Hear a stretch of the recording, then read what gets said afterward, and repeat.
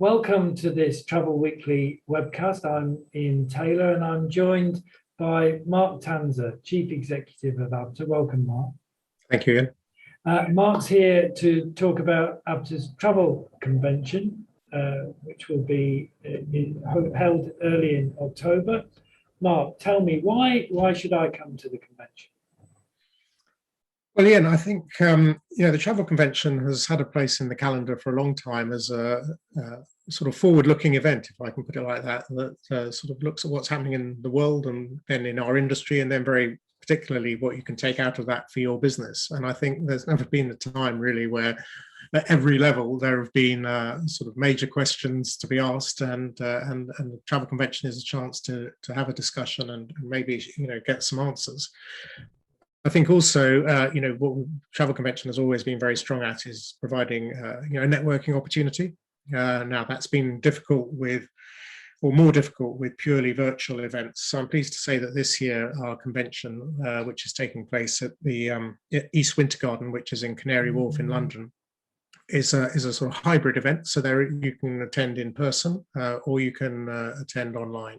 Last year we were wholly online. Normally we're wholly in person. This year we're doing a mixture of the two. So I think there's a real sense of people wanting to get together physically. We've had a lot of separation over the last 18 months, and I think on a human level, but also at a business level, I think there's an appetite to get back together and to talk to people, have a drink, and sort of rebuild some of those relationships that have been in suspension for a long time now.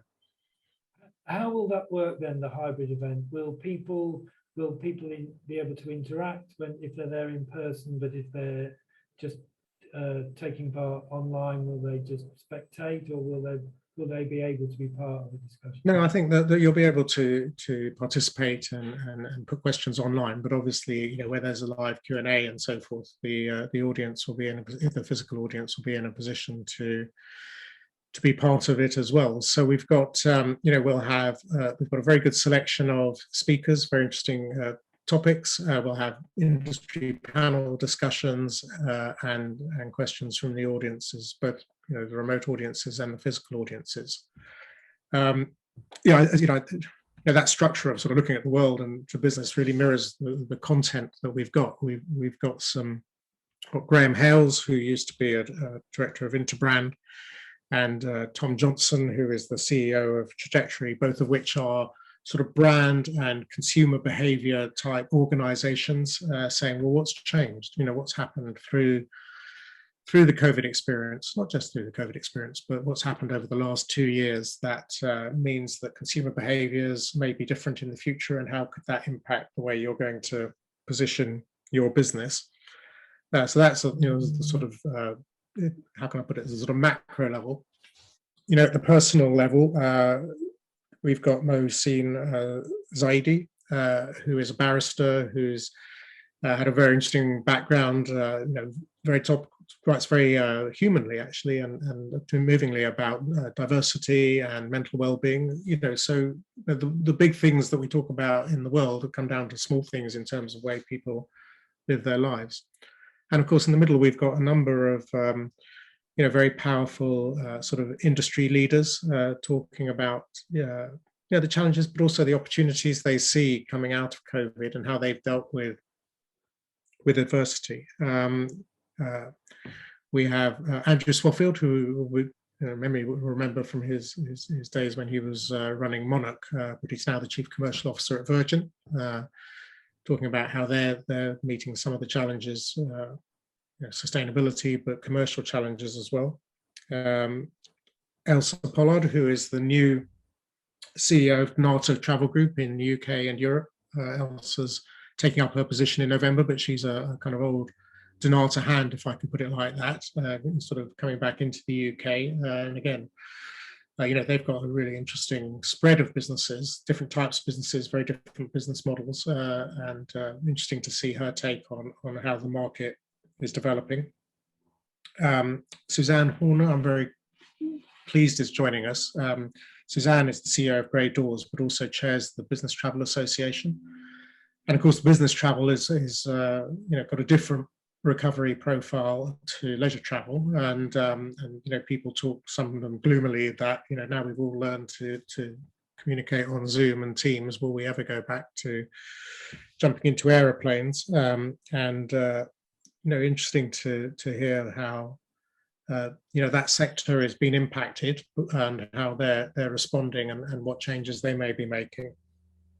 And on sort of along similar lines, we've got Richard Carrott, who is the VP of Star Alliance, which is the biggest global airline alliance. Not all the challenges that they face or that we face are COVID.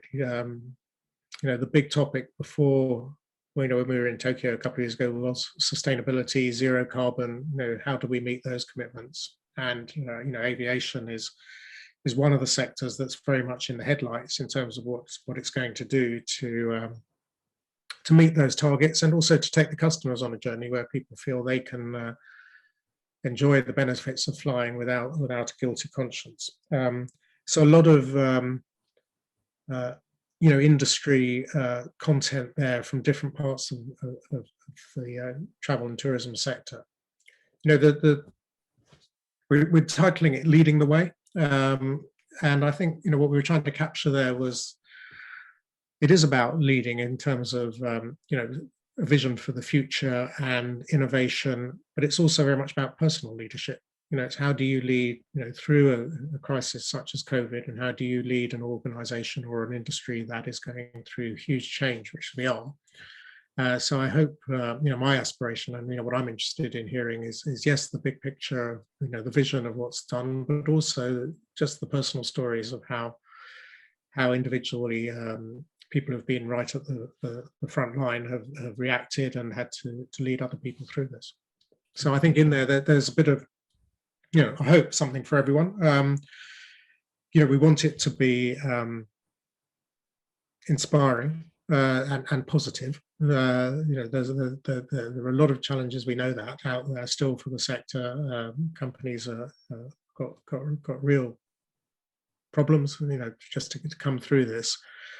But there is also a very positive picture about the demand for travel hasn't gone away, and I hope we'll be able to get that sense, and also that we can rebuild a sense of the collegiate character of travel and tourism. It is a very hospitable, friendly, and collaborative industry.